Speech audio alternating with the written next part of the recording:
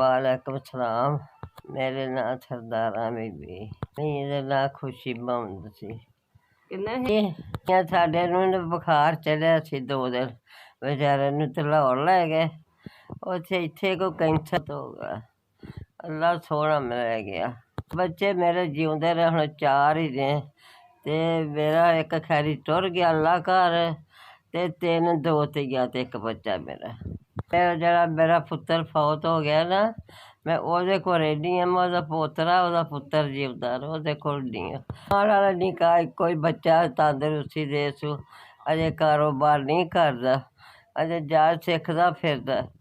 ਅੱਲਾ ਸੋਹਣਾ ਉਹਨੂੰ ਤੰਦਰੁਸਤੀ ਦੇ। ਕਦੇ ਸੁਣੇਗਾ ਅੱਲਾ ਮੇਰੀ ਭੈਣ? ਬੁਖਾਰ ਚੜਿਆ ਤੇ ਬੁਖਾਰ ਤੋਂ ਲੱਤਾਂ ਨਹੀਂ ਤੁਰਦੀਆਂ, ਲੱਤਾਂ ਤੋਂ ਤੁਰਿਆ ਨਹੀਂ ਜਾਂਦਾ ਜੀ। ਅੱਜ ਕਿੰਨੇ ਦਿਨ ਹੋ ਗਏ ਨੇ। ਮੇਰਾ ਪੋਤਰਾ ਲੈ ਕੇ ਗਿਆ, 2 ਟੀਕੇ ਲਵਾ ਕੇ ਆਉਂਦੇ, ਪਰਸੋਂ ਵੀ 2 ਲੱਗੇ, 2 ਅੱਜ ਲੱਗੇ। ਅੱਗੋਂ ਪੈਸਾ ਤਾਂ ਤੈਨੂੰ ਪਤਾ ਕਮਾਉਣ ਵਾਲੇ ਨੂੰ ਅੱਲਾ ਤੰਦਰੁਸਤੀ ਦੇ, ਕਮਾਈ ਕਰੇਗਾ ਤਾਂ ਪੈਸੇ ਆਉਣਗੇ ਨਾ। ਦਵਾਈ ਖਾਂਦੀ ਹਾਂ ਅਤੇ ਕੋਈ ਫਰਕ ਨਹੀਂ ਅਜੇ ਪੈਂਦਾ।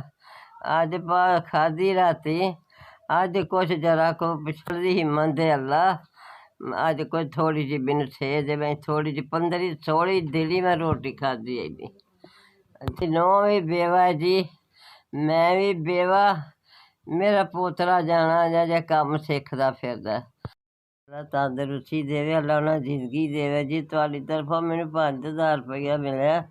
ਅੱਲਾ ਬੱਚਿਆਂ ਦੀ ਮੈਂ ਤੁਹਾਨੂੰ ਤੰਦਰੁਸਤੀ ਦੇ, ਅੱਲਾ ਬਹੁਤਾ ਦੇ, ਅੱਲਾ ਖੈਰ ਕਰੇ। ਜਾ ਮੇਰੇ ਮੌਲਾ, ਤੇਰੀਆਂ ਰਹਿਮਤਾਂ ਨੇ ਮੇਰੇ ਸੋਹਣੇ ਅੱਲਾ। ਲਾ ਇਲਾਹਾ ਇਲੱਲ੍ਲਾਹ ਮੁਹੰਮਦ ਰਸੂਲੁल्लाह।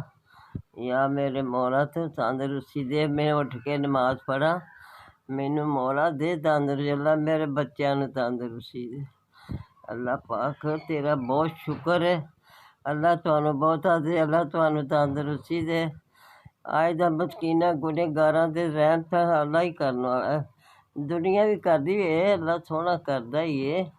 ਜਾਂ ਮੇਰੇ ਮੌਲਾ ਤੇਰੀਆਂ ਰਹਿਮਤਾਂ ਨੇ, ਸ਼ੁਕਰ ਅਲਹਮਦੁਲਿਲਾ। ਮੈਨੂੰ ਪੈਸੇ ਖਿਲਾਏ ਨੇ ਨਾ, ਅੱਲਾ ਉਹਨਾਂ ਨੂੰ ਤੰਦਰੁਸਤੀ ਦੇਵੇ, ਅੱਲਾ ਉਹਨਾਂ ਨੂੰ ਬੱਚਿਆਂ ਨੂੰ ਵੀ ਤੰਦਰੁਸਤੀ ਦੇਵੇ, ਅੱਲਾ ਬਹੁਤਾ ਦੇ ਉਹਨਾਂ ਨੂੰ। ਜਾਂ ਖੁਦਾਵੰਦਾ ਸਭ ਦਾ ਭਲਾ ਕਰੀ, ਸਭ ਦੀ ਖੈਰ ਕਰੀ।